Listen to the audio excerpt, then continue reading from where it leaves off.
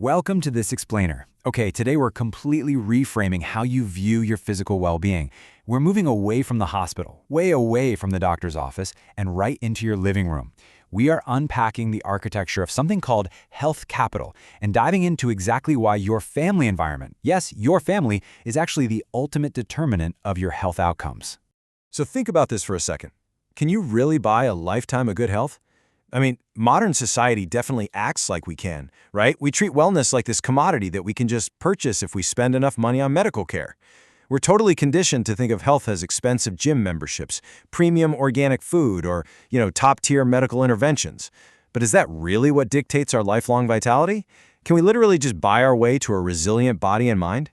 Well, to understand why the answer might actually surprise you, we've got to look at a massive global shift. As a species, we've largely moved on from battling acute infectious diseases. Now, we're managing chronic, non-communicable conditions, things like heart disease, diabetes, autoimmune disorders.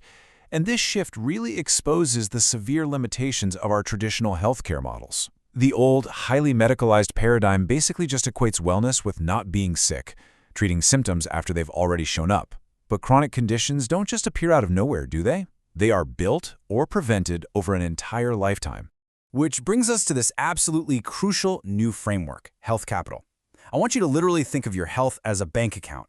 It's this cumulative, super dynamic stock of physical, mental, and social well-being that you accumulate over your entire life. Just like financial capital gives you economic returns, your health capital dictates your capacity to navigate life's inevitable adversities, sustain your productivity, and, well, actually flourish. Your ability to bounce back from hardship, that is essentially your accumulated balance. Okay, so if health is a bank account, who's making the biggest deposits? Surprisingly, the primary investor isn't your doctor. It's your family environment. I know we constantly look to modern medicine to boost our resilience, but the domestic sphere is actually where the heavy lifting happens. Your home is where your baseline behavioral patterns are set, where your emotional stability is forged, and honestly, where chronic stress is either actively buffered or severely amplified. This brings up a really fascinating dynamic. The home is essentially a double-edged sword. Researchers call family functioning a bifurcated determinant, which is just a fancy way of saying it forces your health down one of two very, very different paths. It's not just some neutral background setting where your life happens. Depending on its dynamic, your family can serve as this profound structural shield against the outside world, or it can actively accelerate physiological and psychological decay. It's literally doing one or the other, every single day. You can see these two stark paths pretty clearly when you map it out. On one side, we have the buffering hypothesis. A functional, cohesive, supportive family unit acts as an incredible shield. It actively mitigates the everyday wear and tear of occupational strain, material hardship, the whole shebang. But on the flip side, it can be a pathogenic force. A dysfunctional family environment transforms the home from a sanctuary into a primary source of chronic, inescapable stress. Now, what is truly amazing here is the hard biology behind this. It's not just about feeling emotionally good. A supportive home fundamentally alters your physiology. Get this, when you have secure attachments and a functional domestic setup, it literally downregulates your HPA axis. That's your body's primary stress response system.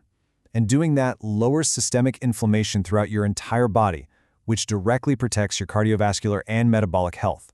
Plus, it actively fosters cooperative problem-solving and encourages healthy lifestyle choices. So, relational support is quite literally cardioprotective. How wild is that? But when a family faces structural breakdown, chronic conflict, or emotional deprivation, it triggers a devastating biological cascade.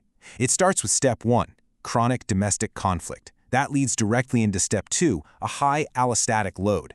That means your stress response is just constantly, relentlessly activated. This ongoing socio-ecological adversity accelerates physiological decline, eventually bringing us to step 3, severe immune impairment and a massive increase in vulnerability to chronic illnesses, including devastating things like depression and anxiety. Let's make this super concrete. Imagine a major external stressor hits a household, let's say sudden financial strain. If you combine that strain with high family functioning, the family engages in shared coping. They build resilience, they survive and even thrive against the odds. But if you take that exact same financial strain and combine it with domestic dysfunction, it acts as a massive amplifier. The lack of collaborative coping actually converts economic poverty into a compounding domestic crisis, basically trapping the members in a downward spiral of physical and mental ill health. This entirely upends how we usually think about health and money. Standard health economics completely presumes that health-promoting inputs require a huge financial investment, right? We just naturally assume that to deposit health into our accounts, we desperately need expensive preventative care, premium groceries, or costly leisure activities. We've been deeply conditioned to believe that true vitality has a massive price tag. But does it really? Well, here is the absolute most paradigm-shifting fact of this whole explainer. Zero. $0 is the exact cost of the core components of a high-functioning family. The things that generate the most profound health protection, true love, emotional resonance, mutual affection, relational harmony. They cost absolutely nothing. They exist entirely outside the bounds of the monetary economy. We can call this the economics of affection, and honestly, it has staggering power. It operates completely outside the monetary economy, requiring literally zero financial investment. And yet it yields maximum returns in psychological resilience, provides profound stress mitigation, and secures long-term vitality. These incredible health modifiers completely defy traditional health economics. You are getting infinite biological returns on a collaborative emotional investment that doesn't cost a single cent. And this economic anomaly anchors a really beautiful, empowering truth, the principle of universality. Because these primary building blocks of profound health protection are emotional and behavioral rather than financial, health capital is not exclusively the purview of the affluent. It isn't locked behind a paywall. Anyone, anywhere can access and generate these assets completely regardless of their material wealth. I actually want you to reflect on your own domestic environment for a second here. Think about this. A socio-economically deprived family, characterized by high structural organization, cooperative solidarity, and deep mutual affection, can still generate substantial health capital. This proves that relational strength successfully buffers against external inequalities. You might not have massive financial wealth, but through love, cohesion, and mutual support, you can massively elevate the life chances and physical health of your entire family. It's huge. So the major takeaway here is profound. We have to recognize that family is a primary engine of health capital accumulation and appreciation. It is definitely not just some passive backdrop to your life while you go out and try to get healthy. Functional families are our most vital biological shield. Grasping this reshapes our entire understanding of public health epidemiology from the ground up. We have to realize that the home is the true front line of preventative medicine. So where do we go from here? Well, future public health policies absolutely must pivot. They need to turn toward actively supporting psychosocial and relational structures as the true bedrock of human well-being.